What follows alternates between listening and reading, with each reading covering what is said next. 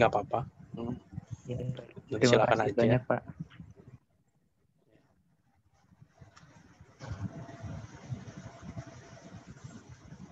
Nah, ini berikutnya itu terkait dengan ISO.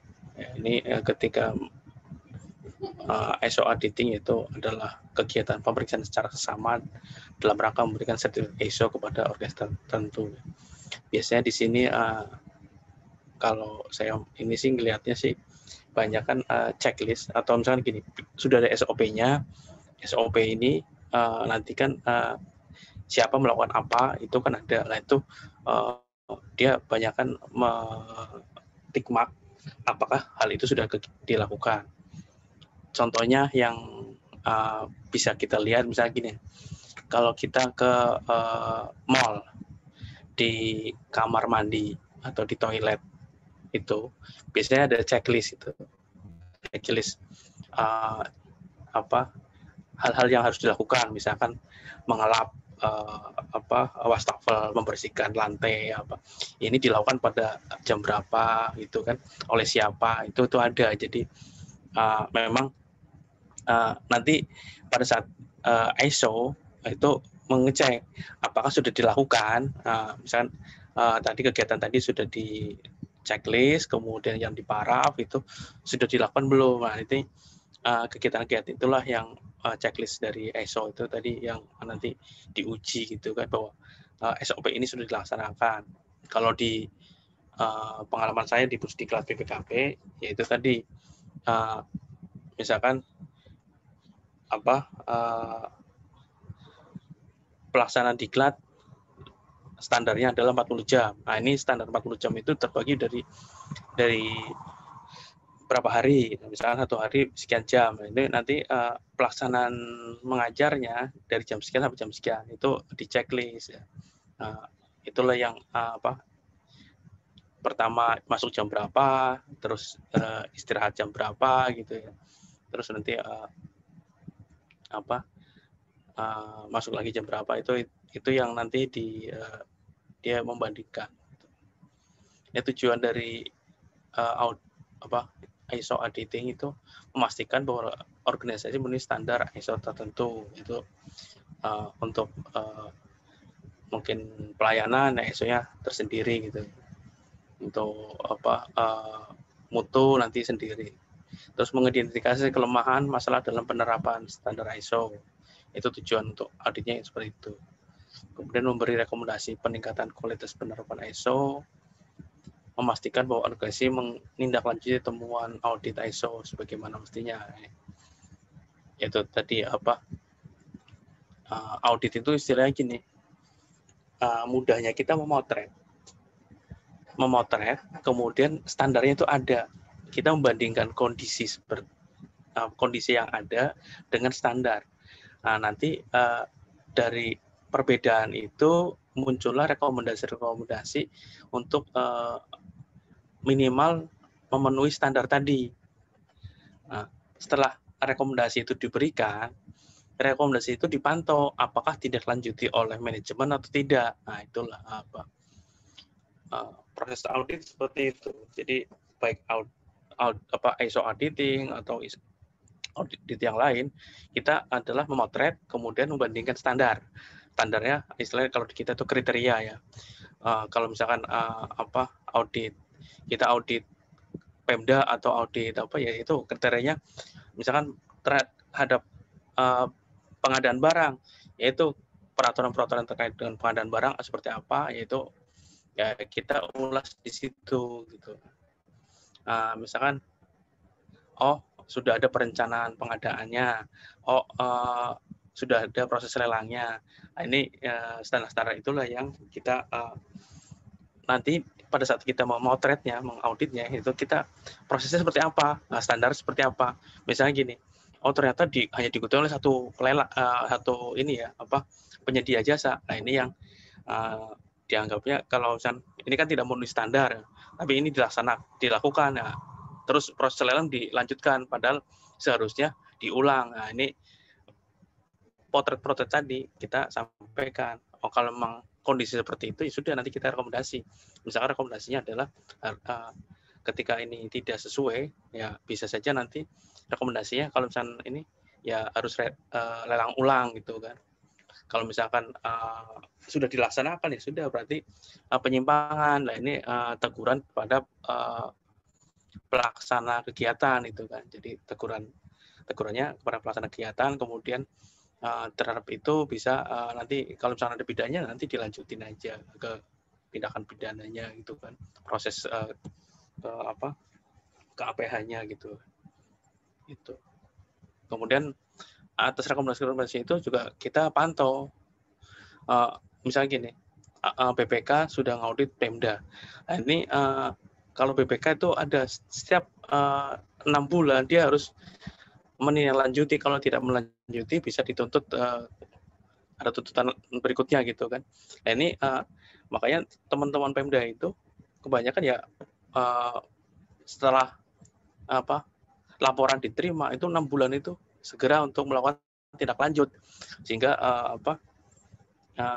tidak dilanjutkan oleh BPK ke proses berikutnya.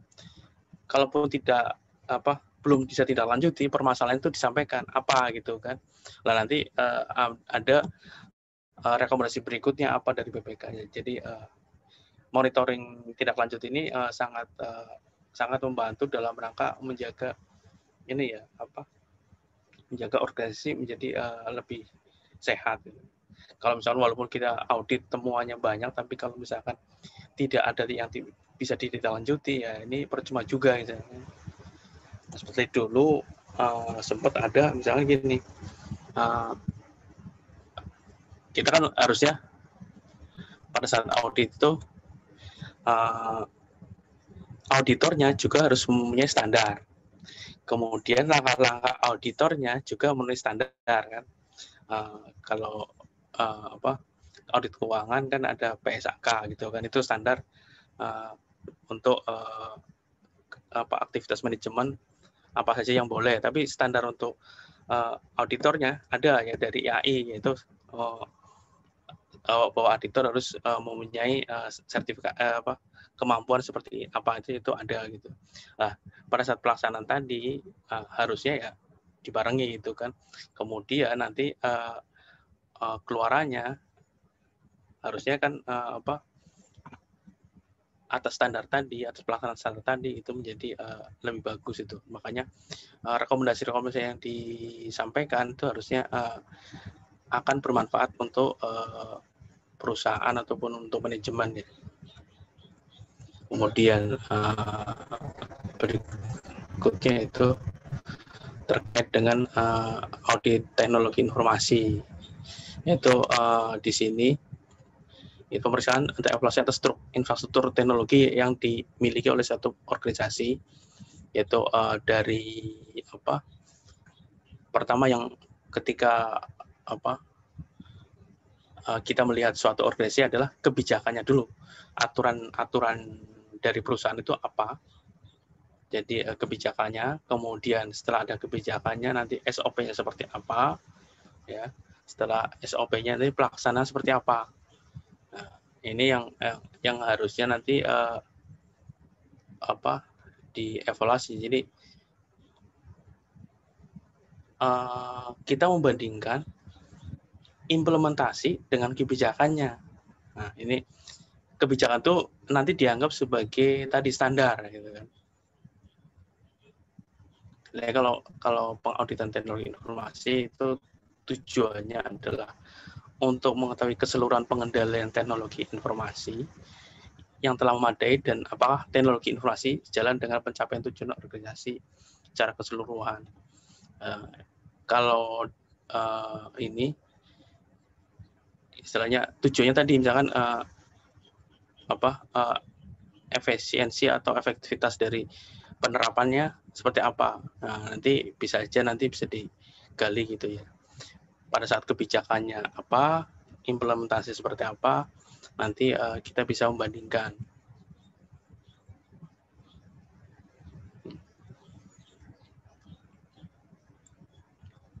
Kemudian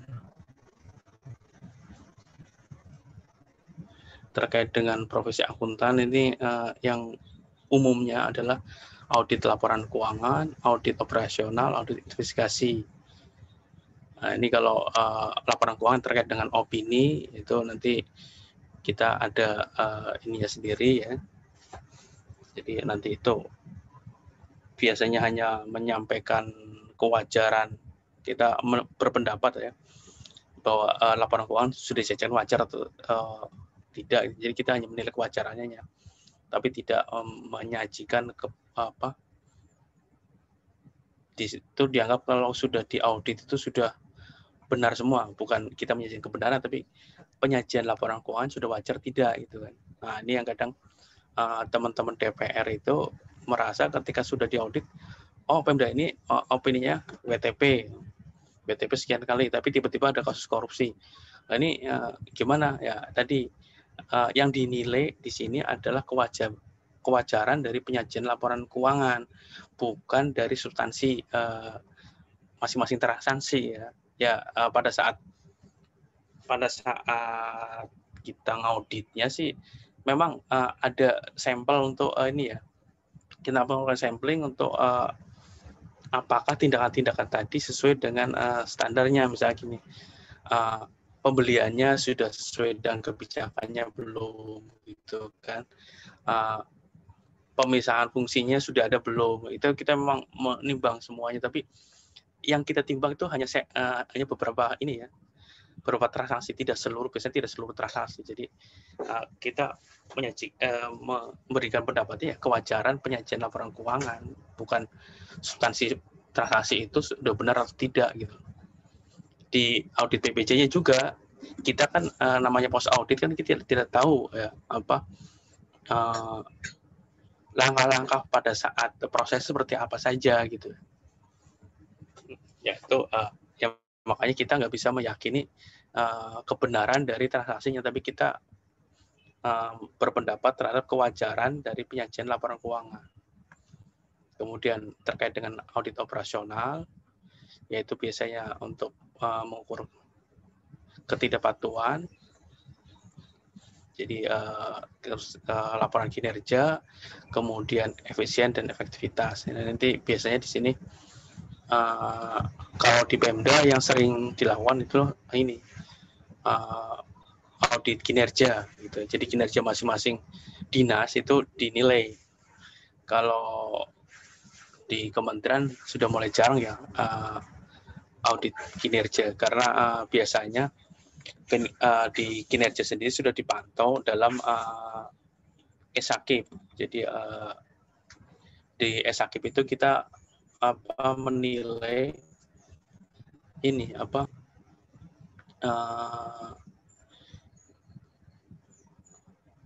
output dan outcome masing-masing kegiatan. Jadi di situ sudah sama saja dengan menilai capaian kinerjanya gitu kan. Dari perencanaan seperti apa gitu ya, implementasinya apa, terus hasilnya apa. Nah, itu kita di situ kita di laporan kinerja pemerintah LAKIP itu sudah disampaikan ya, makanya sekarang istilahnya jarang lah kita melakukan audit kinerja. Yang masih sering adalah terkait dengan menguji kepatuhan tadi. Di sini biasanya yang paling terasa adalah di pengadaan barang jasa biasanya itu. Dan ini juga yang menjadi perhatian oleh KPK bahwa terkait dengan kepatuhan itu audit pengadaan barang jasa itu menjadi sumber utama terjadinya tindakan ketidakpatuhan itu. Jadi penyimpangan itu biasanya justru dari sana. Pengalaman saya selama mengaudit memang ya tadi jadi ada dua hal ini ya, hal besar yang biasanya terjadi penyimpangan itu di sisi pengeluaran dan di sisi penerimaan. Nah, kalau pengadaan barang jasa itu di sisi pengeluaran ya, karena dia melakukan pembelanjaan. Nah, di situ biasanya dia modusnya adalah memarkup dari harga ataupun ya kerjasama dengan penyedia barang sehingga harganya itu lebih tinggi dari harga sewajarnya. Misalnya kita beli 100 kemudian dikontrak 150 gitu kan. Nah ini jadi ketidakpatuhannya terjadi di situ. Kemudian dari sisi penerimaan, biasanya harusnya pemerintah mendapatkan 1.000, ini hanya misalkan ya sudah cuma 500 saja atau 600. Nah, ini harusnya jadi penerimaannya dihambat, tidak masuk ke pemerintah semua, hanya sebagian saja penerimaan itu masuk ke kas pemerintah. Jadi di sini biasanya perizinan, ya kan, kemudian pajak-pajak, baik pajak hotel, pajak reklame, itu banyak terjadi, ataupun mungkin ya di sektor pajak ya baik PPh 21, PPN gitu, itu mungkin jadi ini sendiri gitu loh, celah sendiri terhadap ini. Nah nanti ketemunya ya tadi ketika kita audit operasional terhadap perusahaan itu kita bisa mendapatkan itu. Ketidakpatuhan itu terjadi di sisi mana, sisi pengeluaran atau sisi penerimaan. Nah nanti ketika pada saat audit operasional biasanya kan waktunya terbatas, kita tidak sampai kadang karena teman-teman tuh terlalu semangat, lupa terlalu detail gali di ketidakpatuhan. Harusnya ini kita hanya menyampaikan dugaan adanya ketidakpatuhan, ataupun kalau memang waktu yang tidak memungkinkan ya, tidak mungkin ya sudah, kita hanya bisa menyampaikan dugaan-dugaan saja, kemudian nanti atas dugaan-dugaan itu ditindaklanjuti dengan audit investigasi. Nah, di audit investigasi itulah diperdalam, harusnya sampai pelanggarannya itu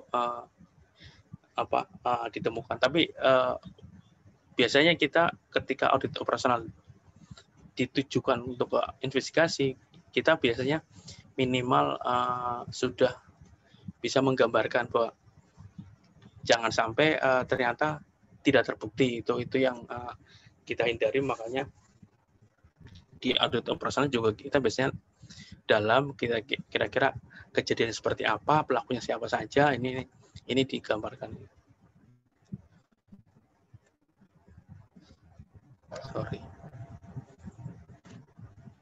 Jadi dari audit operasional kita teruskan biasanya ke audit investigasi. Nanti di situ diinvestigasi lah kerugiannya seperti apa gitu, modusnya seperti apa gitu kan. Itu penggambarannya di sana. Setelah audit investigasi, baru nanti audit investigasi selesai, itu diserahkan ke aparat penegak hukum, itu dianggapnya ya sudah selesai sudah ditindaklanjuti gitu. Jadi pada saat monitoring monitoring tindak lanjutnya itu ketika sudah ditangani oleh penyidik atau aparat hukum, itu ya sudah, berarti sudah selesai, bukan terbuka terus ya kan. Kadang teman-teman karena kasusnya belum ingkrah itu masih terbuka lah. Ini kalau ketika sudah memasuki ini, sudah diserahkan ke aparat hukum, ya sudah, itu berarti sudah dilanjuti.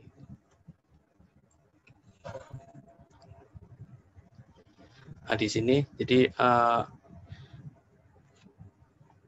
pada saat tadi ada audit laporan keuangan, audit investigasi, dan audit operasional, ini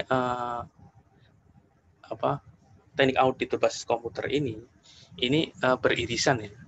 Kadang kita sebagian menerapkan tadi pada saat laporan keuangan ya kita biasanya menerapkan teknik-teknik auditnya, baik seluruh transaksi ataupun sebagian.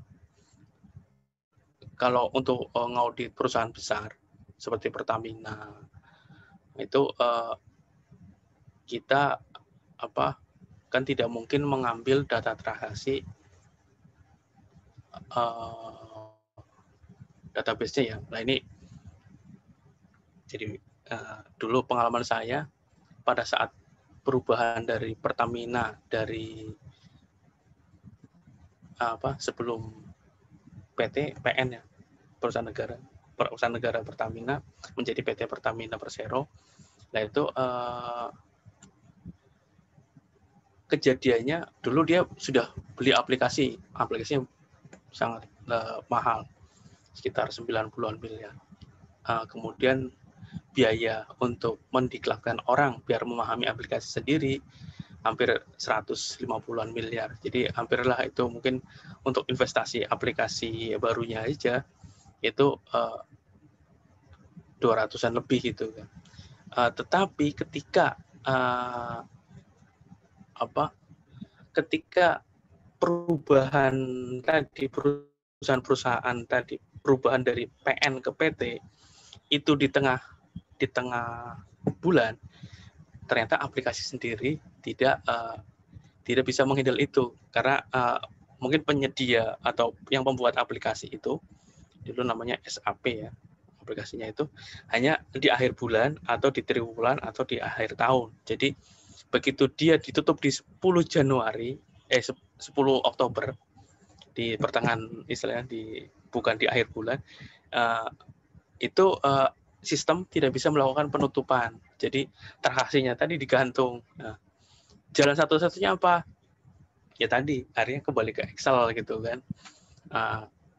Istilahnya kita sampai aplikasi sampai mana? Misalkan sampai 30 September, kemudian dari 1 September sampai 10 Oktober itu kita melakukan jurnal penyesuaian sehingga laporan keuangannya bisa disajikan secara wajar gitu. Yaitu pada saat ngaudit laporan keuangan di sini teknik-teknik audit berbasis komputer itu sangat dimungkinkan untuk kita gunakan. Kemudian pada saat audit investigasi juga sama, yaitu ketika misalkan menggali nilai kerugian negaranya gitu kan. Nah ini juga di sini kita gunakan. Apalagi pada saat audit operasional gitu kan transaksinya kan transaksi keuangan, walaupun nanti sesuai dengan tujuan tadi seperti apa gitu. Ketika misalnya laporan kinerja ya tadi capaiannya itu kan ini juga kebanyakan yang digunakan adalah yang lebih familiar sampai saat ini adalah teman-teman menggunakan Excel gitu. Jadi nanti makanya diarahkan untuk teman-teman ya kita bekali dulu dengan pemahaman rumus-rumus Excel yang digunakan dalam rangka audit tadi. Kemudian di sini nanti kan kemarin mungkin teknik-teknik auditnya atau mata kuliah aplikasi komputer kantoran dan akuntansi, kemudian mata kuliah sistem informasi akuntansi, kemudian mata kuliah audit laporan keuangan. Ini berkaitan erat dengan mata kuliah THBK ya. Ya, jadi nanti teknik auditnya kita pelajari gitu kan, sistem informasi kita pelajari gitu kan, kemudian terkait dengan aplikasinya juga kita pelajari, baru nanti kita bisa menerapkan teknik audit berbasis berbantuan komputer gitu.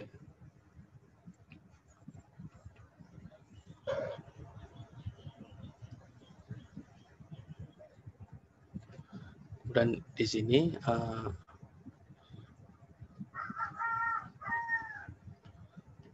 mungkin pada saat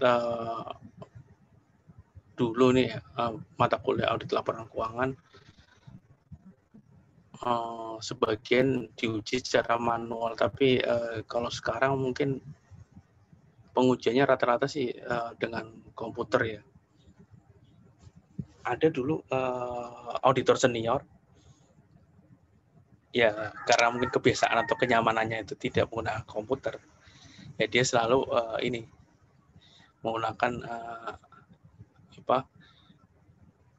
proses audit manualnya. Cuma akhirnya lama-lama menyerah ketika transaksinya itu memang transaksi yang sudah ya kita akhirnya sajikan ini untuk akun ini sekian. Akhirnya dia tetap butuh anggota tim yang memahami data sehingga data yang dia kehendaki itu bisa disajikan. Jadi bahwa audit secara manual itu sudah tidak relevan lagi. Memang pengujiannya yang secara manual, misalnya gini, ketika audit laporan keuangan atas transaksi ini, dasar transaksi adalah kontrak. Kalau kontrak itu kita bacanya kan manual. Nah, dari data transaksi kontraknya itu sebelum, nah ini mungkin di situ yang dimaksud audit pengujian secara manual. Nah, kalau nanti di proses auditnya sendiri, kita menggunakan untuk transaksinya nanti kita menguji kebanyakan dengan bantuan komputer ya.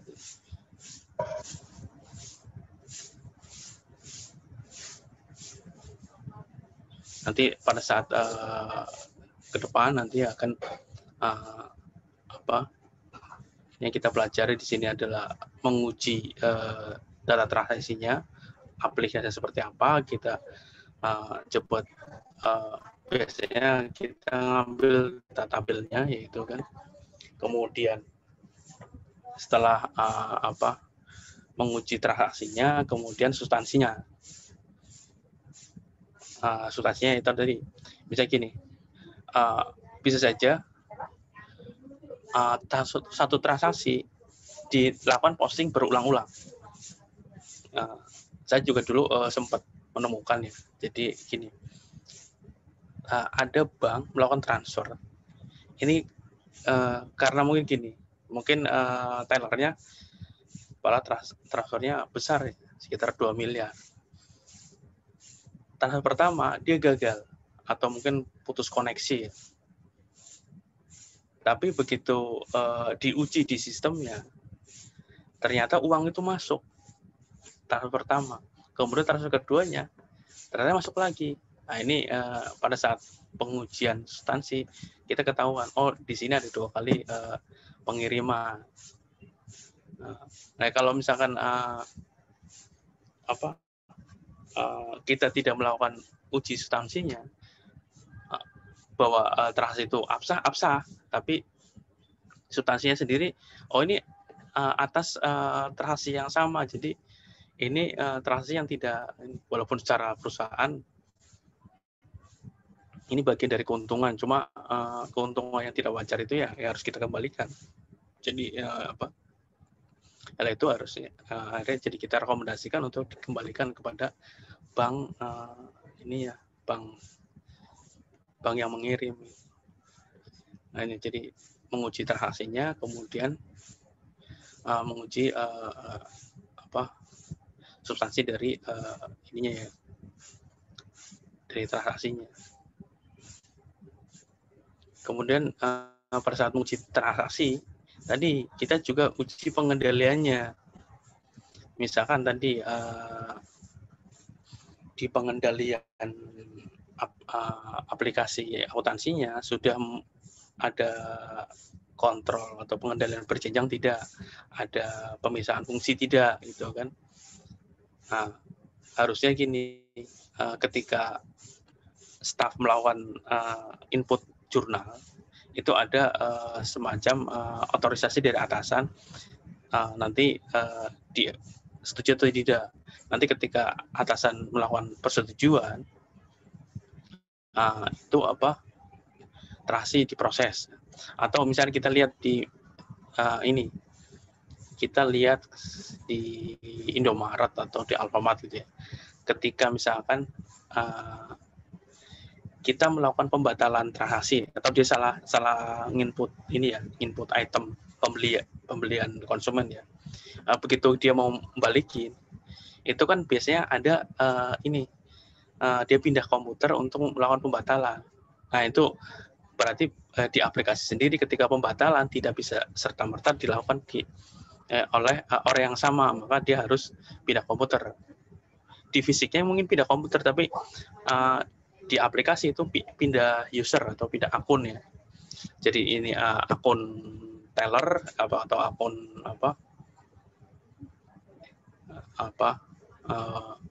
kasir gitu. Sementara satunya lagi adalah akunnya atasan kasir gitu. Itu yang nanti melakukan ya ini dibatalkan transaksi ini. Kemudian masuk lagi disetujui oleh atasan kasir bahwa transaksinya sudah dibatalkan. Gitu. Jadi di aplikasi kita juga lihat pengendalian atas transaksinya. Sampai sini ada yang mau tanya? Silakan.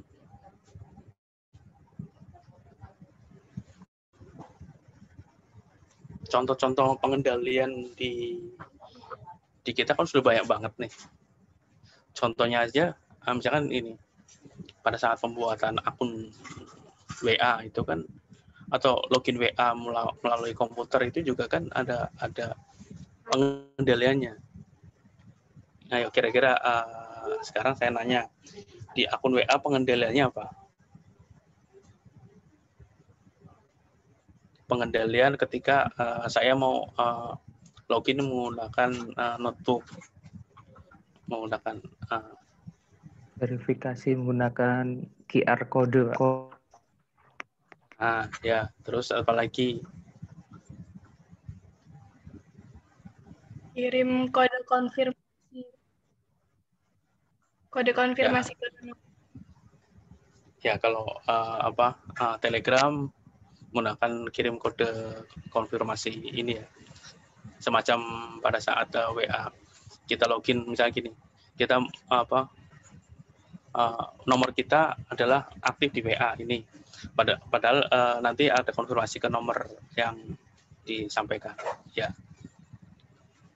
Nah, itulah salah satu pengendalian dari aplikasi. Jadi bahwa aplikasi ini sudah ada pengendaliannya.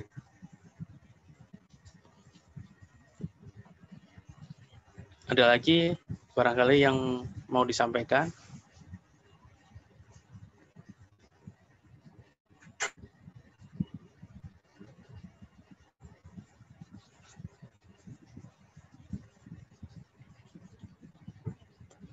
Baik, dilanjut ya. Kemudian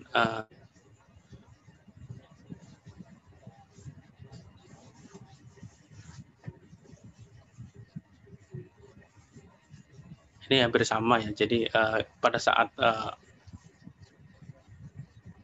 kita menguji aplikasi juga kita memastikan bahwa aplikasi memiliki alat-alat kendali yang dapat menemukan atau mencegah terjadi kesalahan dalam input ketidaklengkapan ataupun ketidakkonsistenan,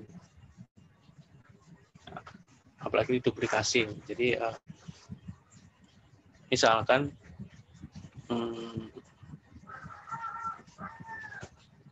yang bisa ngasih contoh siapa ini? Contoh atau kejadian bahwa aplikasi sudah memiliki kesalahan dalam input. Contoh aplikasi apa?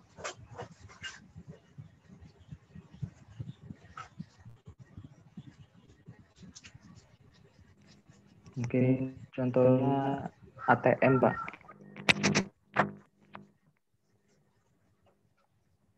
Kalau di ATM, kalau di ATM umumnya kode PIN itu ada digit.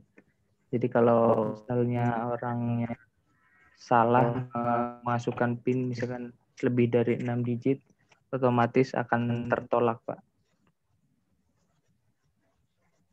Ya, bagus. Nah, kemudian terkait dengan ketidaklengkapan, kira-kira di aplikasi contohnya seperti apa? Ada lagi yang lain? Kalau kemarin saya PKL kan pegang SPAN, Pak. Itu juga ada pengendalian kayak gitunya. Kalau misalnya udah lebih dari jam 14.30 itu harus diganti tanggalnya gitu Pak. Jadi kalau misalnya tanggalnya masih sama, otomatis gagal gitu Pak, gak bisa lanjut. Mungkin gitu Pak. Ya bagus. Jadi kita coba adik-adik semuanya. Jadi coba menggali ketika ini apa sih pengendalian yang ada di aplikasi. Coba sampaikan nggak apa-apa.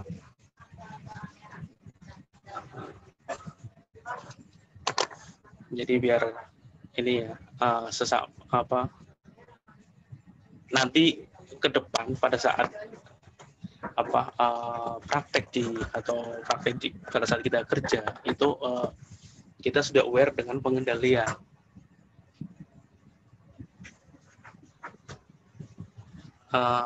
Ini contoh ketidakkonsistenan ada nggak di aplikasi? Kira-kira contohnya apa?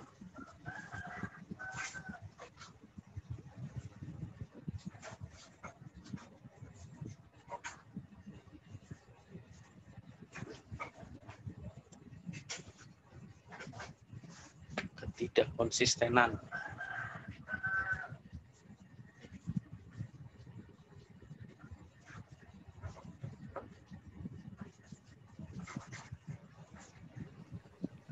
Boleh izin menjawab, Bapak? Ya, silakan.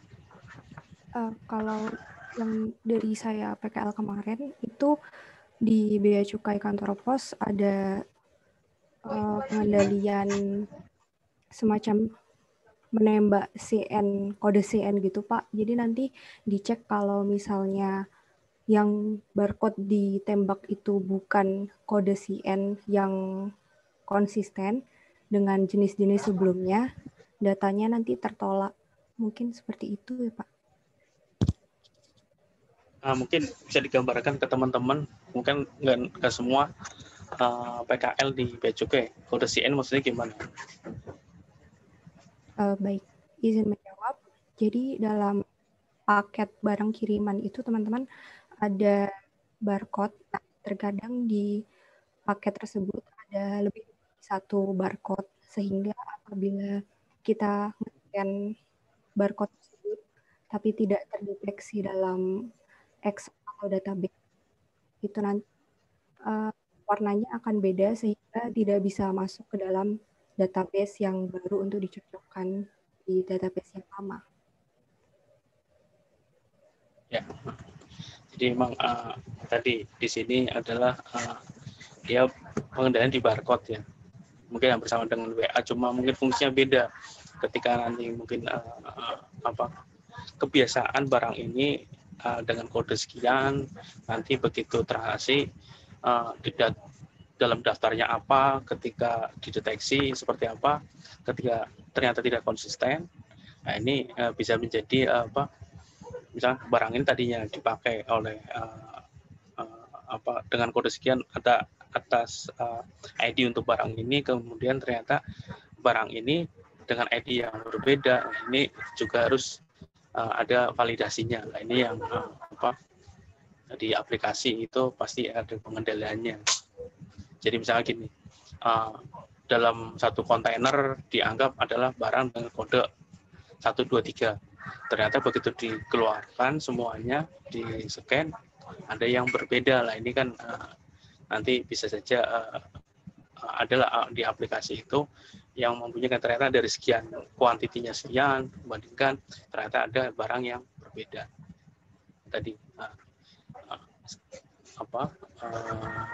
kita itu sorry.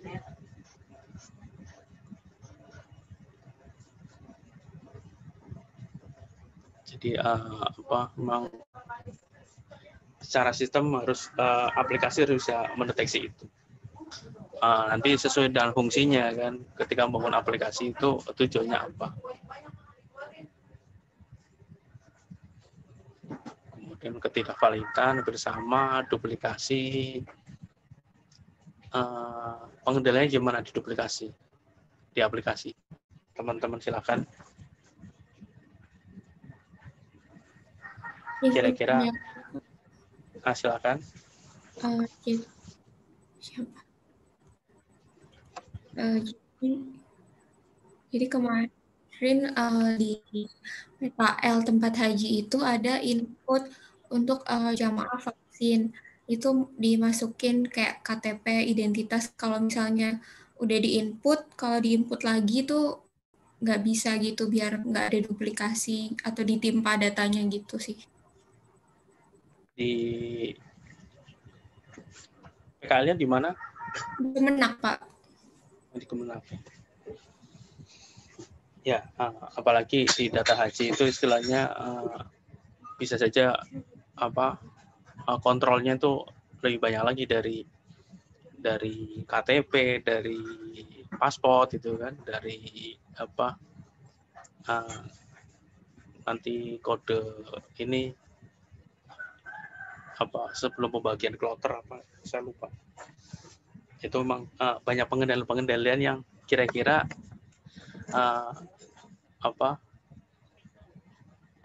di haji juga ada pengendalian yang sudah vaksin mana, yang belum vaksin mana gitu kan. Jadi yang ini dikendalikan tadi di aplikasi.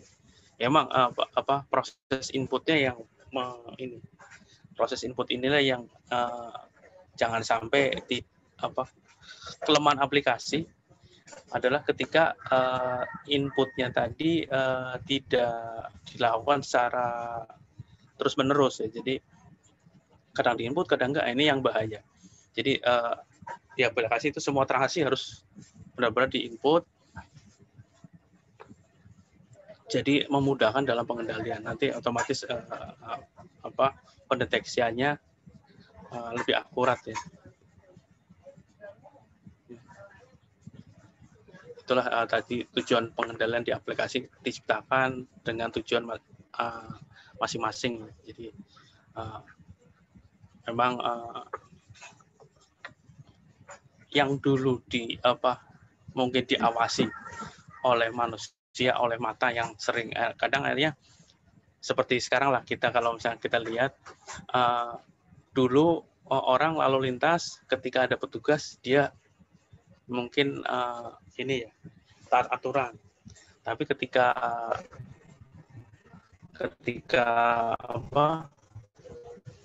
tidak ada petugas dia tidak taat aturan. Nah, ini sekarang dengan model tilang elektronik ini diharapkan tadi walaupun tanpa petugas bisa lebih tertib itu kan.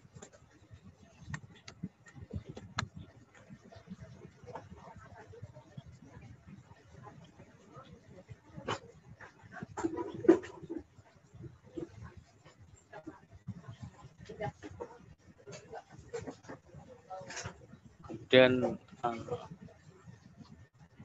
pada satu substansi seperti ini nanti silakan Anda bisa baca.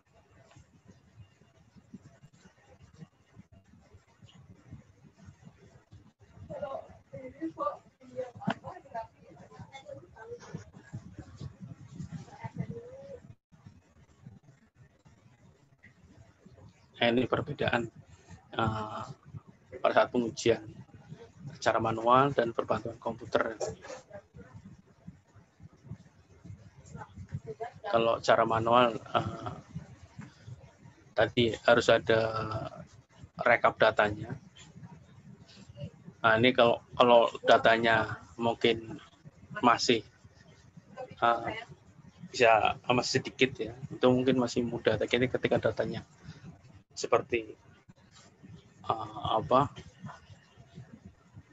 transaksi yang sekarang, seperti misalnya ini transaksi di minimarket itu kan akan susah ya. Makanya ketika masih manual itu akan susah. Contoh yang paling mudah secara manual dan ini adalah biasanya disampaikan di teori audit nih. Ada rumah, saya nggak mau nyebutin ini. adanya coba ada ini yang ya udah nggak jadi deh. Jadi kalau di warung Padang itu pengendaliannya adalah misalnya gini, satu piring tadi itu diisi 2, misalkan ayam 2, telur 2, 2.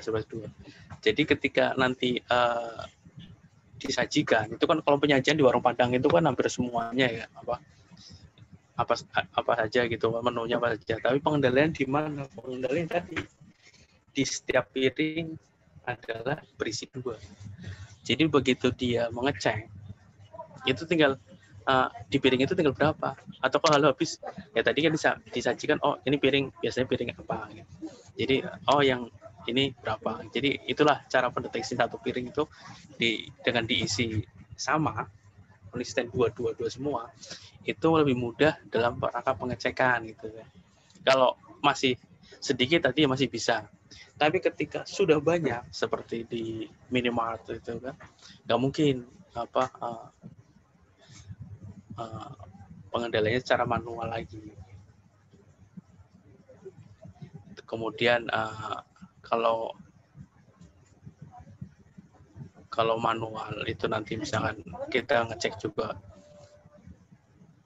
logika arus datanya, itu harus dicetak semua, kemudian lama dan sulit, kemudian pemeriksaan karena saking banyaknya gitu ya. Jadi pemeriksaan pun dilakukan secara sampling, nggak mungkin populasi gitu. Kemudian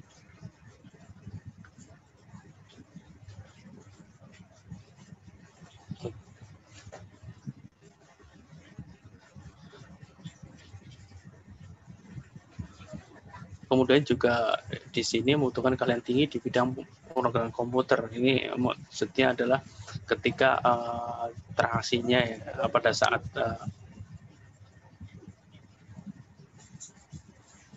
saat kita menguji secara manual itu proses penghitungan tadi akhirnya kita lakukan pengujian beberapa kali apakah seluruh transaksi sudah dicatat belum. Di sini juga akhirnya kita kalau secara manual akan sulit lah ini, tapi ketika nanti misalkan dengan bantuan komputer, data yang tadi kita terima itu tidak perlu dicetak, kemudian kita bisa kelompokkan ke masing-masing item sendiri, kemudian kita bisa cek datanya. Kemudian pada saat pengujian ini juga menjadi lebih mudah, bisa seluruh data kita ambil. Kemudian karena tadi yang penting di komputer kuncinya kalau orang pemrograman itu bilangnya master key ya. Oke, mas. Ini menjadi pengunci. Jadi misalkan bisa nama barang, bisa kode atau akun gitu ya. Itu yang menjadi jadi pengunci yang ketika kita kelompokkan itu lebih mudah. Kemudian karena tadi nanti di ini juga kita tidak lagi terlalu mencari prosesnya, tapi jika membandingkan beberapa transaksi nanti ketahuan apakah ini ada transaksi yang semuanya sudah wajar atau ada transaksi yang tidak wajar. Itu dengan inilah. Kemudian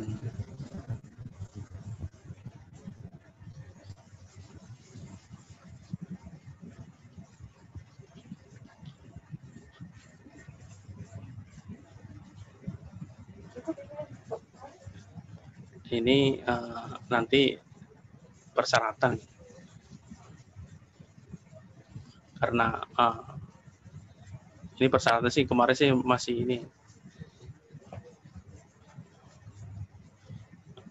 masih memarmah itu kemarin nyusunnya sebelum PJJ. Jadi ketika ini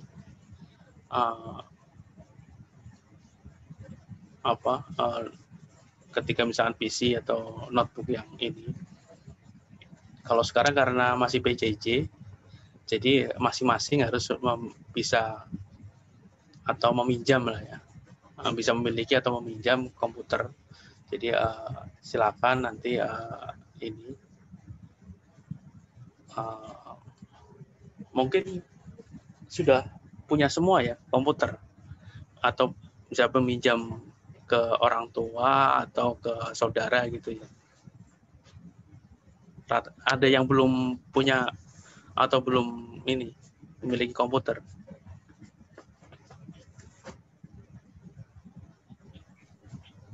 Sepertinya sudah semua, Pak. Sudah semua ya. Di sini menggunakan Windows semua atau ada yang menggunakan Mac? Terutama nanti pendekatannya karena kita menggunakan Excel ya. Kalau rumusnya nanti di Mac itu fungsinya tidak jalan. Sudah menggunakan Windows semua ya, Microsoft Excel ya.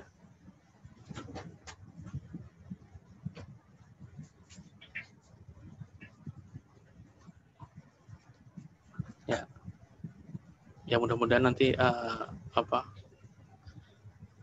nanti Microsoft Excel-nya pun kemarin dipersyaratkan sih 2016 ya. Cuma kita lihat nantilah apakah ada rumus-rumus yang memang tidak bisa jalan di bawah ini. Karena komputer yang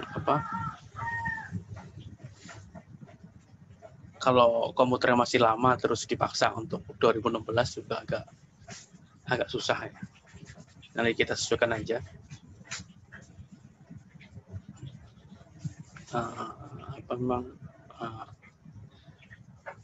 Dengan keterbatasan yang ada kita mencobalah. Seperti nanti di dunia kerja itu kan juga kita akan menghadapi keterbatasan kan. Jadi keterbatasan yang ada itu kita bagaimana misalnya gini. Ketika perintah tadi tidak bisa dilakukan dalam satu sel, kita bisa mengambil menjadi beberapa kolom, kemudian dari beberapa kolom tadi itu baru kita jadikan satu. Itu bisa juga tekniknya. Di sini rencana pembelajaran kita yang pertama adalah tadi konsep audit dan TAPK. Kemudian ini hari pertama, kemudian hari kedua ini pengolahan data. Kalau materi ini sudah bisa diambil di portal semua ya? Kemudian sudah ada, Pak. Ya, kemarin sebetulnya dosen koordinator sudah mengupload datanya di LMS, jadi silakan nanti teman-teman bisa mengambil datanya. Kalau misalnya ini nanti kita juga ini kewajiban kita Zoom karena mungkin ini adalah 1 jam pertama dan misalkan nanti jam yang lainnya itu bisa diisi dengan nanti tidak selamanya harus Zoom karena misalnya gini, ketika ada kendala pada saat pengujian bisa saja nanti sebagian yang bisa Zoom atau yang misalnya bisa ngerjain secara offline dulu baru kita nanti lihat datanya lewat Zoom. Jadi nanti bisa simultan gitu kan. Ya ini nanti sampai dengan minggu ke-7 ini kita ini setelah nanti minggu depan itu baru mulai aplikasi. Kita mulai simulasinya. Dan di minggu ke-3 sampai 4 itu import dan validasi data. Kemudian minggu ke-5 dan 6 itu simulasi sejajar. Ini data mungkin tabel sejajar gitu. Sampai mengumpulkan laporan keuangan. Kemudian di minggu ke-7 adalah sampai dengan hyperlink. Di sini kerja audit digital ada apa? Ini yang nanti kita bahas sampai dengan ujian tengah semester. nanti mulailah di setelah tengah semester ada data, tabel, dan query. Ini baru mulai belajar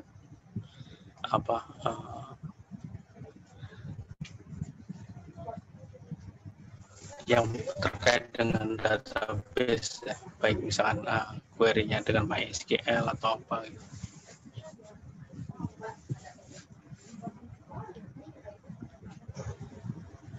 Kemudian nanti terkait dengan penilaian tadi, mungkin sama ya dengan mata kuliah yang lain ya. Ini UTS 25%, UAS 25%, kemudian aktivitas 20%.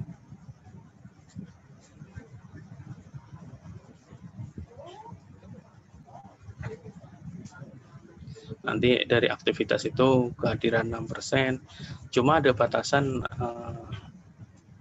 jumlah tidak kehadirannya itu kalau nggak salah berapa kali. Mungkin teman-teman nanti silakan aja tanya.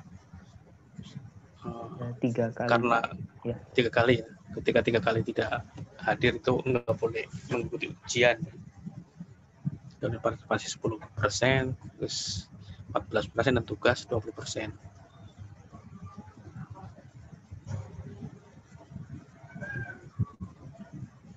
Ini terkait dengan siklus akuntansi, jadi nanti sebenarnya hampir sama dengan yang tadi sih,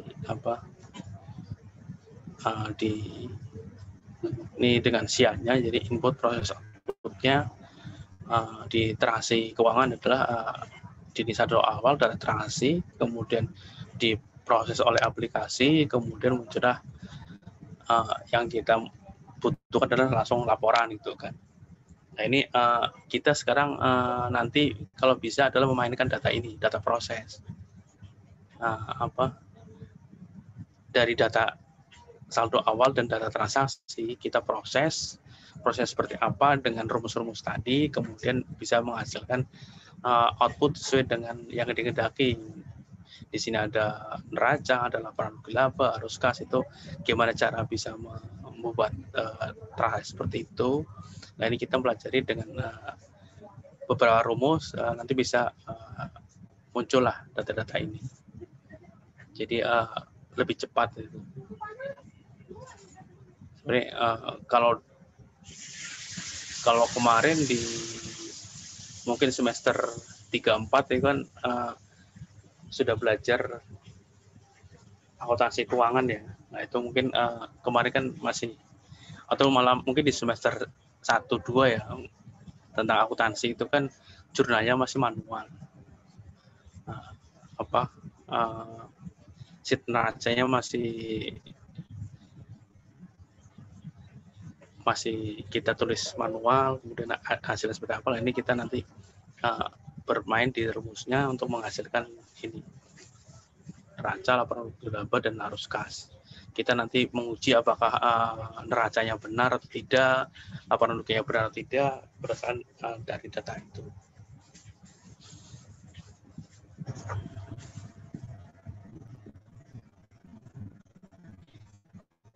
Nah ini nanti tadi ketika nanti kita mengaudit, yaitu tadi menguji pengendalian. Kalau tadi kan input, proses, output, nah ini nanti ada kita menguji, kalau di audit itu menguji data transaksi benar tidak, istilahnya substansi dari buktinya valid tidak gitu. Kemudian kita juga menguji prosesnya ini sesuai dengan alur tidak. Nanti nilainya kalau nilai tidak sesuai kita bisa memberi catatannya. Karena tadi kita coba nanti belajar dengan beberapa rumus yang bisa digunakan untuk menghasilkan seperti ini, jadi ketahuan ketika nanti nilainya tidak sesuai.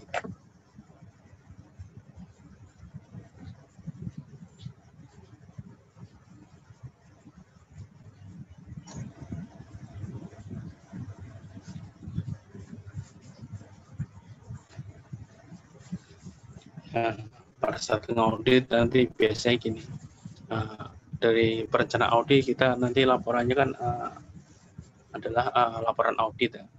Di sini sebelum untuk mencapai laporan audit ini, kita langkah-langkahnya apa? Satu adalah kita memahami internal control dan kontrol risknya ya, atau risiko-risiko masing-masing aktivitasnya. Kemudian kita menguji ini substansi. Jadi habis itu barulah audit itu dinyatakan selesai atau tidak. Jadi dari audit program kita melakukan pemahaman terhadap pengendaliannya, kemudian kita juga menilai risiko-risiko yang terjadi itu, kemudian risiko yang tinggi itulah nanti kita menguji menguji bahwa apakah kegiatan itu sesuai atau tidak, kemudian kita baru memberi mengambil kesimpulan apakah terhasil tadi sesuai atau tidak, baru kita menyampaikan laporannya.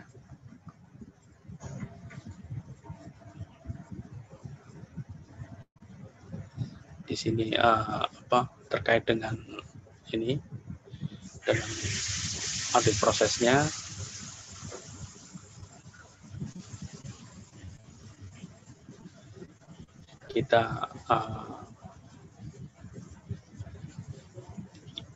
Kita menerima klien, kemudian merencanakan kegiatannya, kemudian kita memahami proses bisnisnya, hampir sama lah.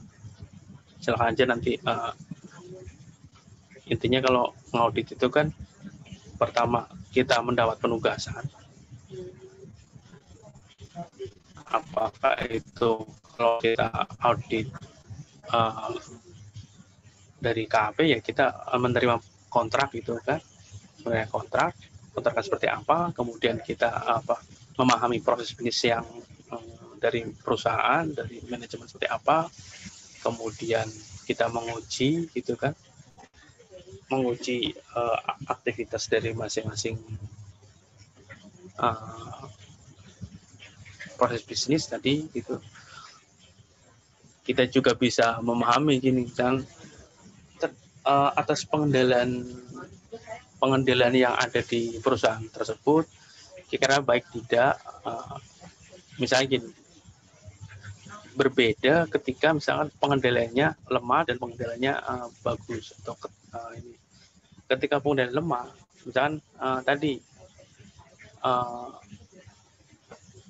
keamanan dari asetnya tidak terjaga baik, itu kan kita bisa meyakini nilai-nilai yang disampaikan di laporan akhir atau laporan keuangan dari perusahaan itu sesuai atau tidak. Itu kita bisa melihat dari dari pengendalian yang ada di perusahaan tersebut. Itulah ya, dengan pemahaman tadi kita menentukan skop auditnya seperti apa.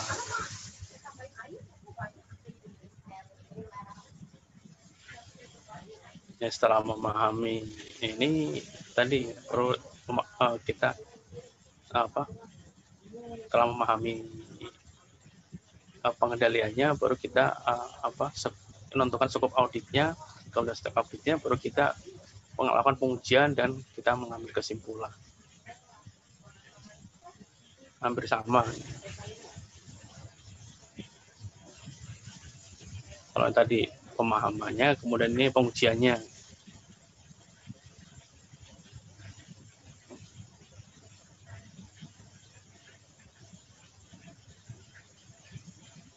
Dari pengujian itu kita bisa mengambil kesimpulan apakah laporannya itu tuh sesuai atau tidak.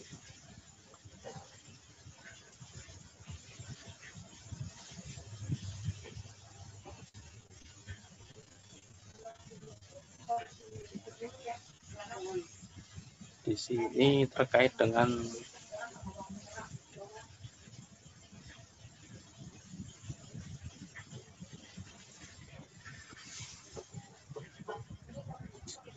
ya, setelah diuji tadi kita bisa memberi kesimpulan bahwa apa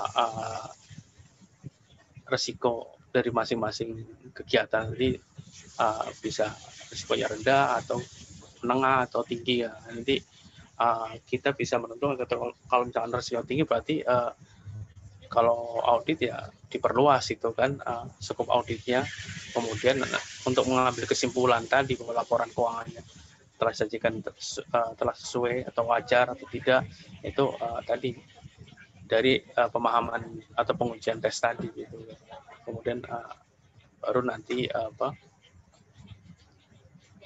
mengambil kesimpulan atas pemahaman dari laporan keuangan yang kita audit.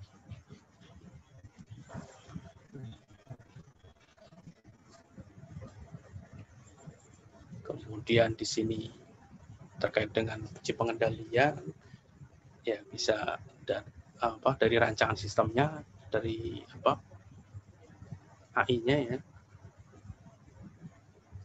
Ada SOP, ada flowchart, itu teknis. Itu yang mungkin pada saat pemahaman sistem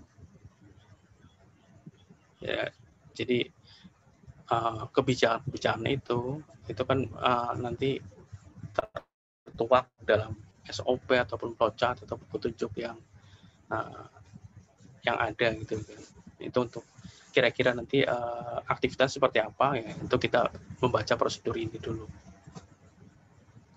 Kemudian kita melakukan pengetesan apakah prosedur dijalankan atau tidak, itu kepatuhan pegawainya seperti apa gitu kan, pelaksanaannya seperti apa gitu.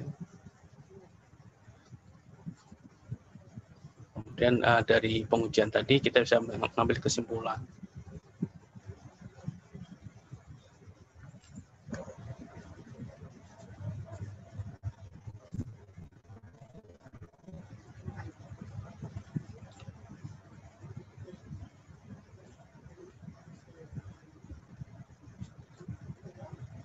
Ini terkait dengan uji substansinya,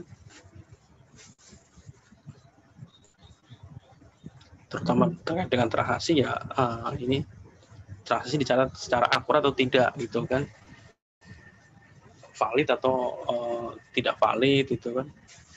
Jadi kelengkapan transaksinya juga kita uji gitu kan. Misalkan kalau kita ini di general ledger-nya itu ada berapa transaksi yang masuk di sini, berapa gitu kan, kita bisa uji gitu kan untuk melihat kelengkapan dari transaksi. Ataupun kalau misalkan pakai nomor urut itu bisa menguji apakah ada yang loncat atau tidak.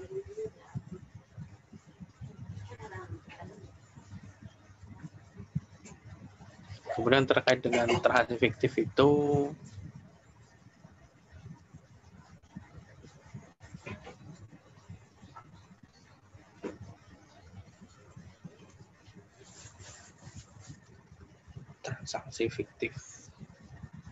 kira-kira terjadinya seperti apa, teman-teman?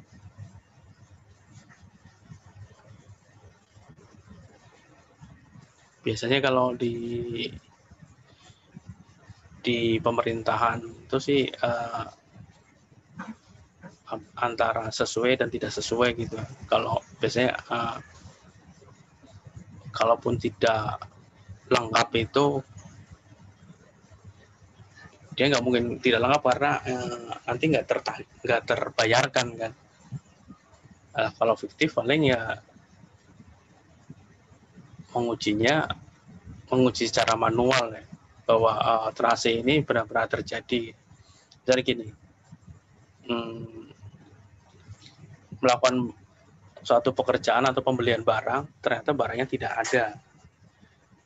Nah, nanti kan kita membandingkan data keuangan dengan data penerimaan barang.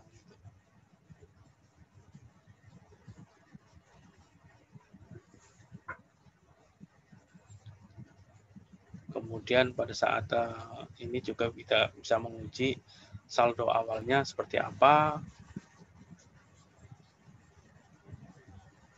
Nah, ini kalau saldo awal berarti terkait dengan nilai neraca yang tahun lalu, bisa membandingkan.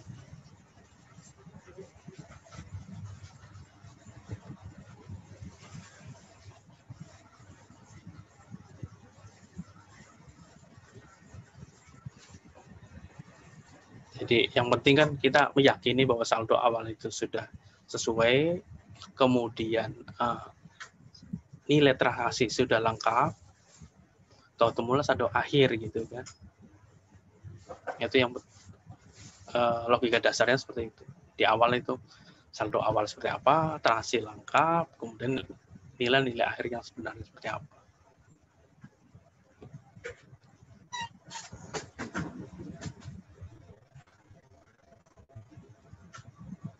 Terkait dengan efektivitas pengendalian umum, nanti di sini melakukan pengujian apakah telah memadai atau tidak. Ini pengendalian yang umum ya, misalkan gini, terkait dengan pengamanan aplikasi ini, kan biasanya taruh di komputer atau di server. Servernya sendiri pengendaliannya seperti apa gitu kan. Apakah di ruangan yang bisa diakses oleh semua orang atau tidak gitu kan. Itulah pengendalian umumnya. Kemudian pada saat login ke aplikasi tadi, di server tadi dikendalikan tidak gitu. Apa ada pengendalian tidak, pengaturannya.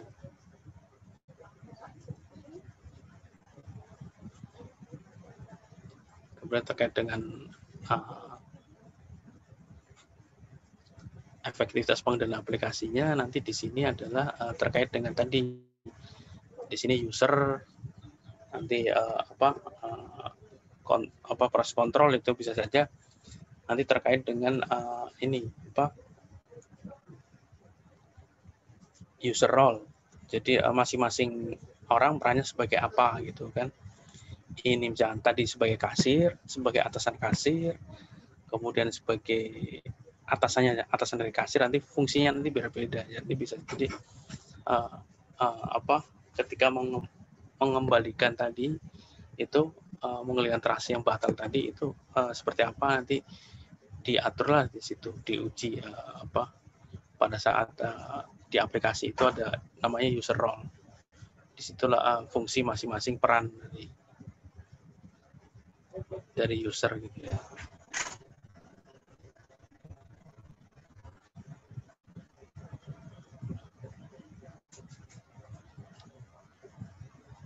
Di sini nanti keakuratan, apa kelengkapannya atau tidak gitu.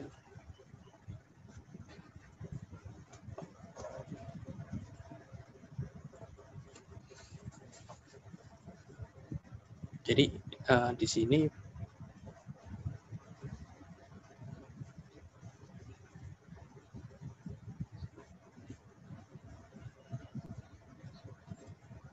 kalau pengujiannya kan sama antara yang manual dan komputerisasi. Tujuan pengujiannya sama untuk memastikan bahwa semua transaksi dicatat.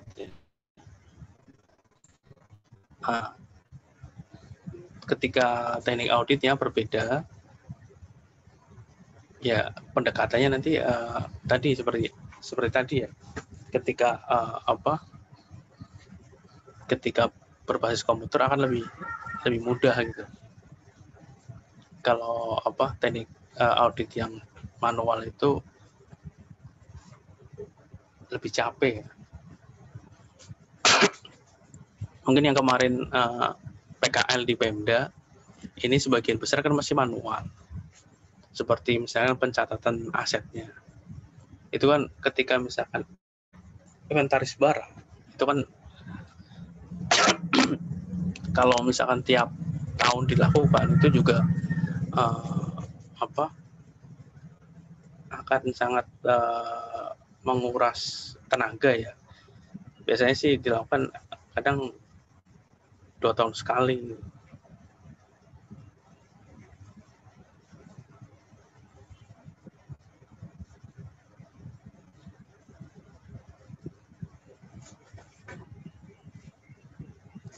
Waktu tinggal berapa menit, Mas? Sampai jam 1. udah tinggal setengah jam lagi ya. Ya Pak, masih 35 menit lagi Pak. Jadi silakan sisanya dibaca, kita nanti bisa diskusi di grup WA, nggak apa-apa.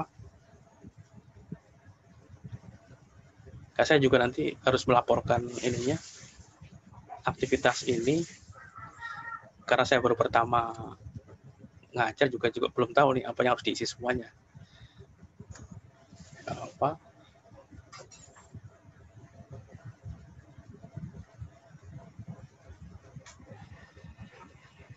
Ini terkait dengan apa yang manual dan komputerisasi. Ini hari mengubah budaya. Dari cara pertanyaan, pengolahan datanya, cara berkomunikasi, penyajian informasinya, hardware-nya itu sudah merubah dari berbeda lah antara yang manual dan yang komputer based.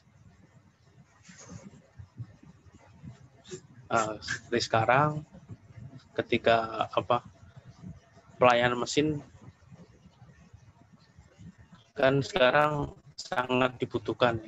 Ini sudah berkembang ini, sehingga tidak seperti yang dulu mungkin mesin hanya dipakai untuk kebutuhan tertentu saja.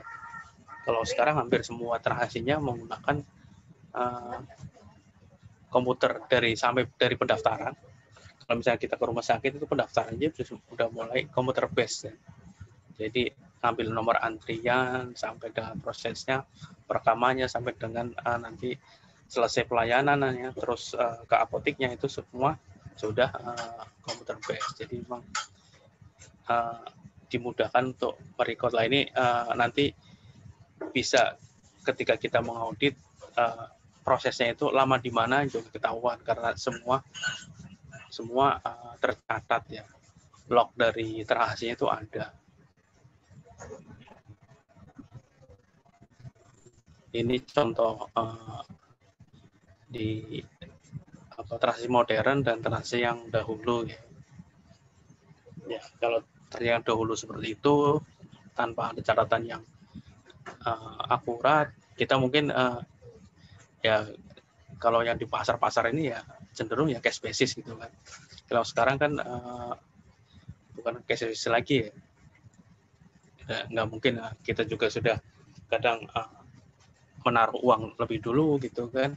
Nah, ini nanti yang saat pengakuan ditutup bukunya itu yang harus dipisahkan. Mana yang menjadi bagian dari tahun yang seharusnya, mana yang bukan menjadi bagian tahun itu. Jadi memang pemisahannya nanti lebih kompleks di yang menggunakan ini. Walaupun pemisahannya nanti lebih mudah gitu. Ini contoh-contohnya. Dulu sekarang cara berkomunikasi juga seperti ini. Pengalaman saya di sini di email atau di berita bisa disaring. Jadi transaksi yang ada di medsos atau transaksi yang ada di portal-portal berita itu bisa disaring sesuai dengan yang muncul. Jadi kita bisa menarik data, misalkan peningkatan pariwisata Indonesia, itu kita bisa cari berapa dalam bulan ini ada berapa berita terkait dengan pariwisata, atau data korupsi di bulan ini terkait data korupsi kabupaten ini, kita satukan, itu nanti bisa muncul berapa kali berita itu muncul. Ini itu juga menjadi bisa menjadi analisis ya. Walaupun software yang digunakan itu rata-rata harus dengan software yang ini berat dan mahal gitu kan. Hardware-nya berat itu kan, harus dengan RAM tertentu gitu kan. Aplikasinya pun, software-nya pun cenderung berbayar gitu kan. Jadi memang yang gratisan ya agak susah. Ya kemarin belajar masa gratis ya cuma 30 hari gitu kan. Kita menguji setelah lebih dari itu ya nggak bisa dipakai lagi. Nah itu untuk pengolahan data tadi seperti email, berita itu untuk menjadi memudahkan nanti dalam pelaporan. Ini biasanya dalam kemasan laporan ataupun dalam pengambilan kebijakan. Kemudian kalau sekarang lebih banyak tadi multimedia, digital, online real time gitu kan. Yang dulu mungkin tidak ada, tidak terbayang. Seperti ini, dulu kuliah pun tatap muka, sekarang kuliah pun sudah online itu ya. Kita bisa disatukan dalam walaupun tempatnya berbeda, tetap kita bisa melakukan pembahasan pada saat bersamaan. Yang semuanya itu nanti akan mengubah proses pada saat pengaudit.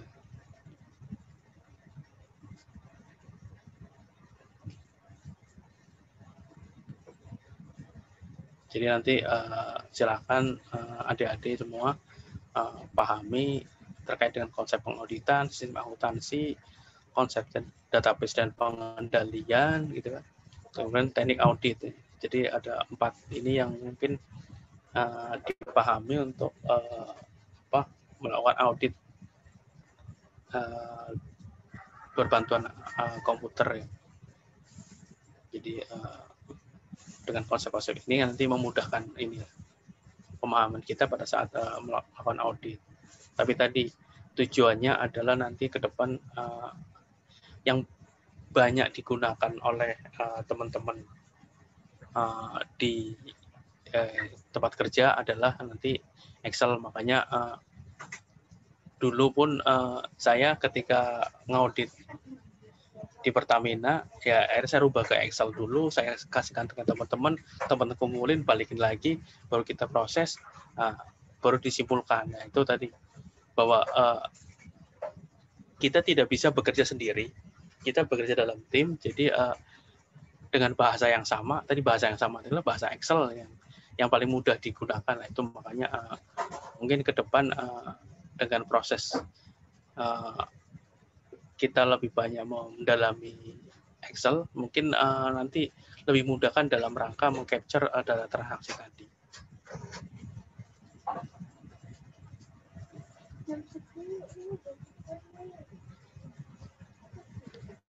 Ini pendekatan dalam auditnya, silakan.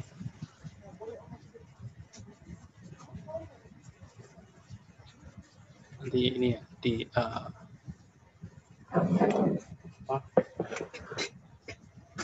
di cara pengujiannya nanti yang banyak berubah ya.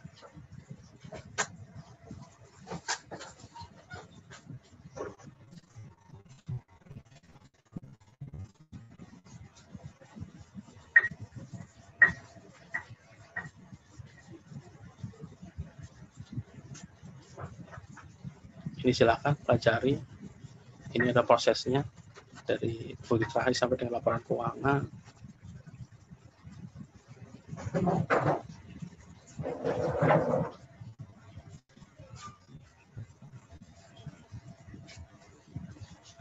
Rata-rata dari transaksi langsung ke database, kemudian diolah, kemudian langsung muncul laporan-laporan ataupun yang dibutuhkan. Nah, nanti kita pada saat teknik auditnya ya, itu menguji dari transaksinya, kemudian menguji database-nya, kemudian menguji output dari laporannya gitu.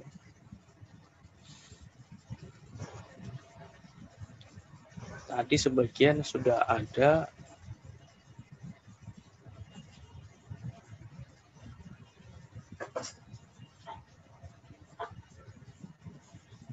Ini isiannya seperti ini. Ya.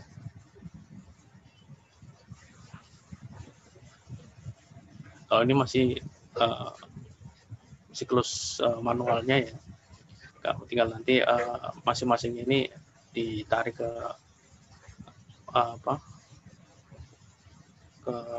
dengan menggunakan aplikasi, nanti bisa memunculkan apa yang kita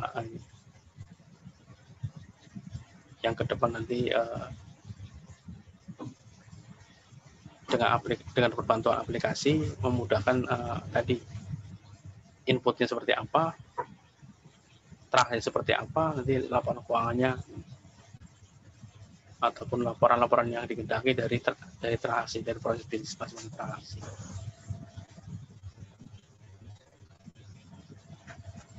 Di sini ada siklus keuangan, siklus produksi, terus siklus pengeluaran, siklus dari pendapatan, dari SDM itu yang akan diramu dalam satu ini reporting sistemnya nanti.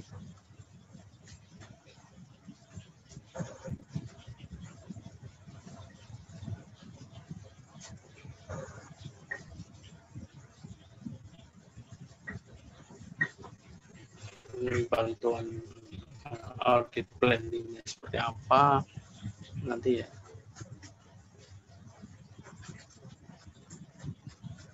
Ini kalau sudah menggunakan semacam ACL ataupun program untuk melakukan audit untuk ini ya, aplikasi untuk teknik auditnya. Seperti dilewati.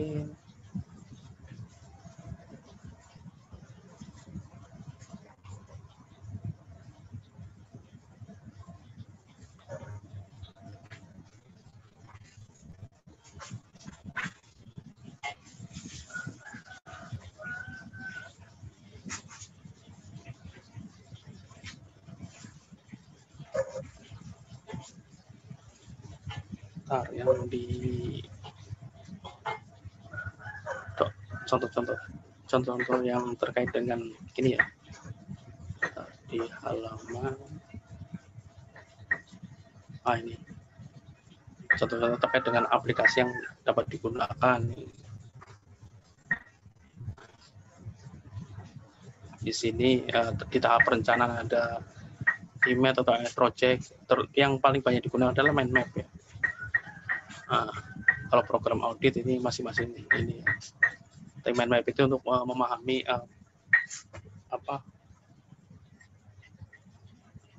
perkembangannya. Kemudian untuk prosedur analisis kita tetap menggunakan Excel. Nah, ini yang biasanya digunakan oleh BPK ini Arbutus ya. Nah, ini yang digaungkan oleh BPK yaitu terkait dengan audit elektronik. Jadi datanya semacam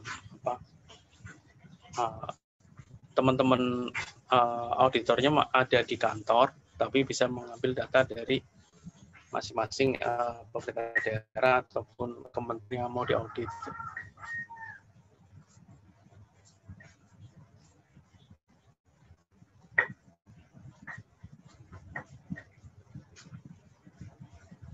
Jadi nanti silakan, kita masih banyak di sini di prosedur analisis dan tes kontrolnya dengan menggunakan Excel, substantif tesnya juga dengan Excel gitu.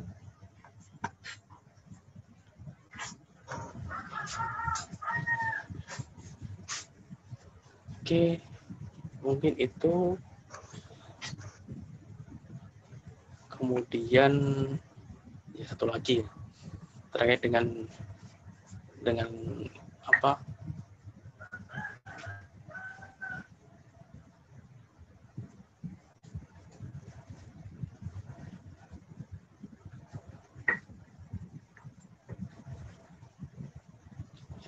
ada dua ini terkait dengan internal control. Saya cepat aja karena waktunya sudah ini.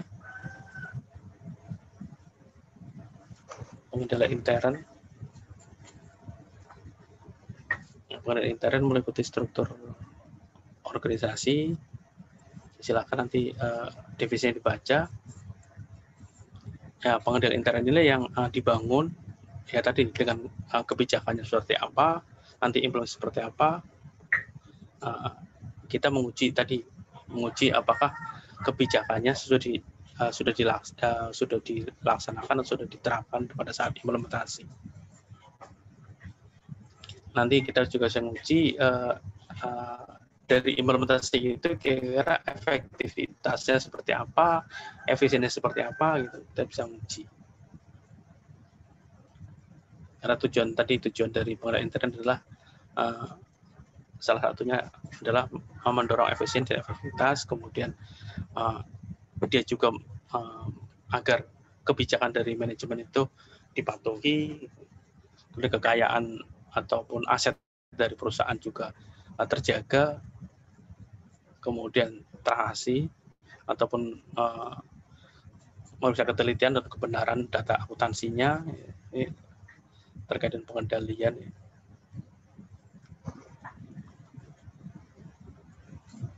Kalau yang pengendalian intern ini di pemerintahan masih ada 2 ya. Jadi maksudnya gini, ada pengendalian itu ada KOSO versi 2013 dan KOSO yang 2092 ya.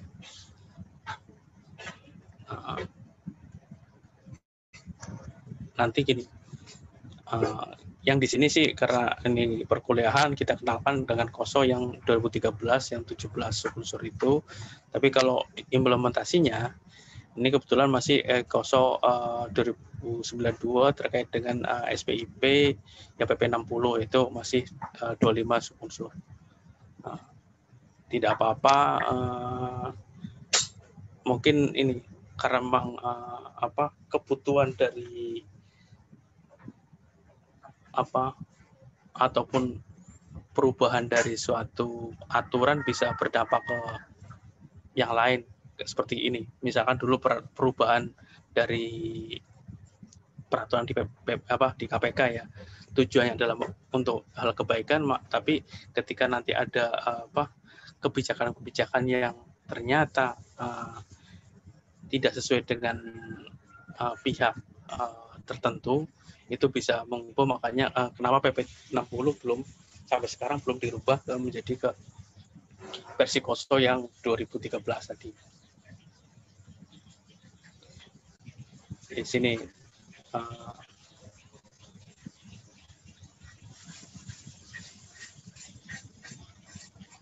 pendekatannya sama ya, ada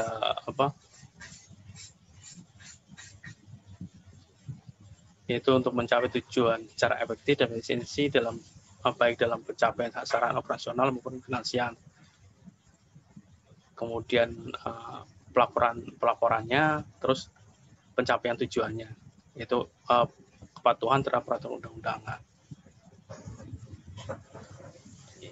Ini sub-unsurnya. Jadi kalau di KOSO yang 92 itu di sini lingkungan pengendalian ada 8, risk assessment ada 2. Kalau di sini sudah dari identifikasi.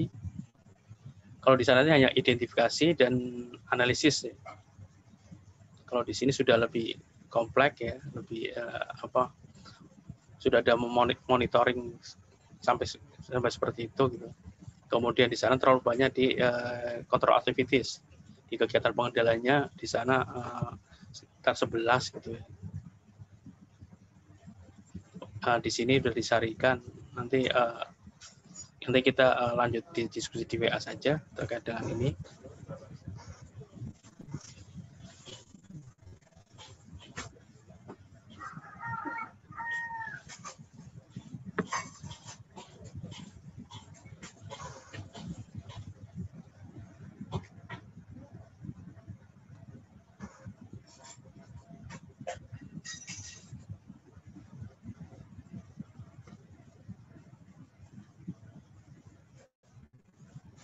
Ini pengendalian umum atas aplikasi seperti ini. Silakan.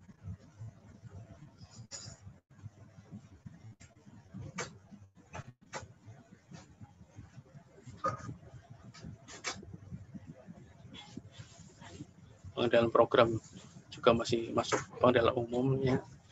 Hal yang harus dilakukan ya. Setiap perubahan harus ada dokumentasinya.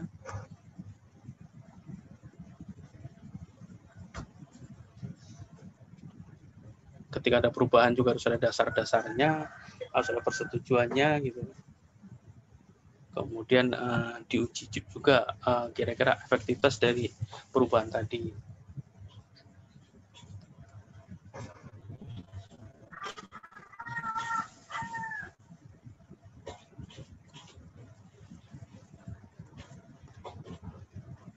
Silakan nanti ini dibaca yang tadi pengendalian umumnya, terus ini pengendalian aplikasinya, pengendalian khususnya yaitu pada saat input, proses dan output. Ini contoh pengendalian yang ada.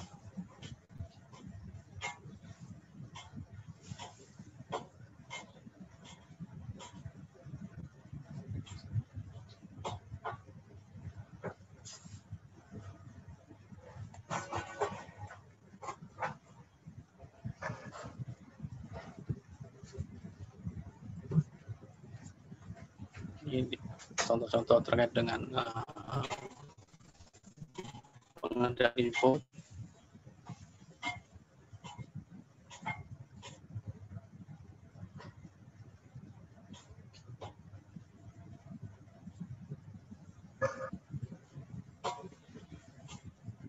Diproses yaitu seperti ini, yaitu memastikan bahwa data proses secara akurat, lengkap, valid, dan dilakukan oleh yang memiliki kewenangan. Contoh-contohnya seperti, silakan nanti baca lagi.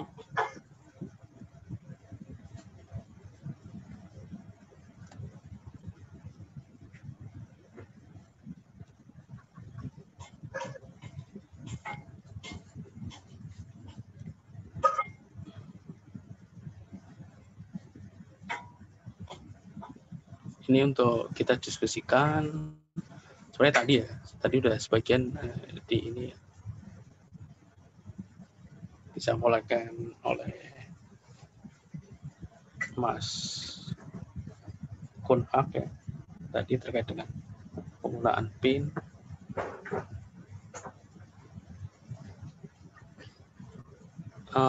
Ini nanti dibikin aja, nggak apa-apa, sebagai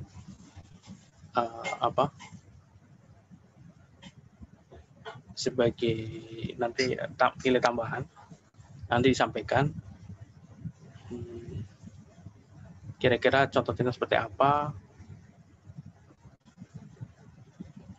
Kita jadi ini aja, kerja individu nggak apa-apa. Jadi nanti menyampaikan pengadilan terhadap akses program dan data gitu. Contoh penerapannya di ini, pengendalian di perubahan program seperti apa, pengembangan sistem, pengoperasian program. Tadi contohnya sih yang tadi ya, silakan aja coba nanti ini.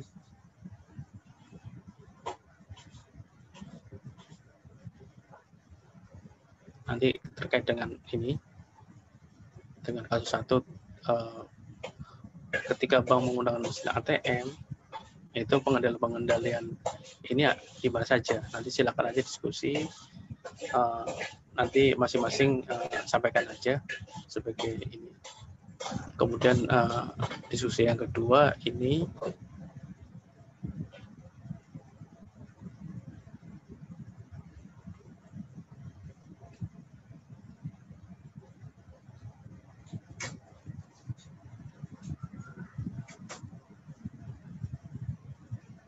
sampai pada saat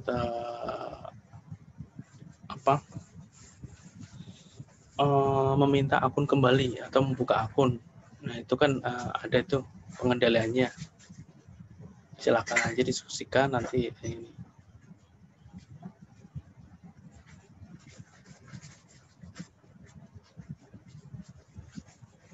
Mungkin sampai situ dulu karena waktu sudah tinggal 10 menit lagi. Ada yang mau ditanyakan?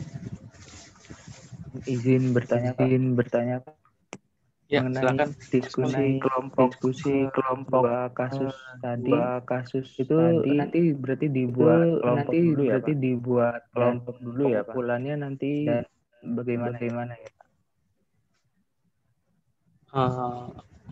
Gitu, apa? Gak apa-apa, bikin aja langsung 2 kelompok ya. Jadi sementara berarti ini 30 ya.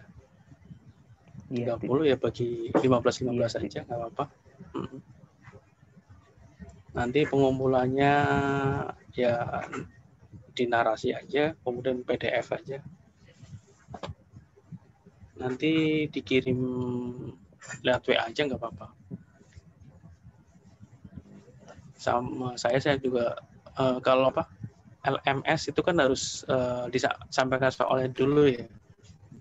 Baru saya juga baru ini mau mencoba untuk kuis-kuis yang harus disampaikan di portal STAN. Ya, Pak. Jadi nanti dikumpulkan melalui WA grup saja ya Pak. Ya. Baik, terima kasih Pak. Ada lagi yang mau ditanyakan?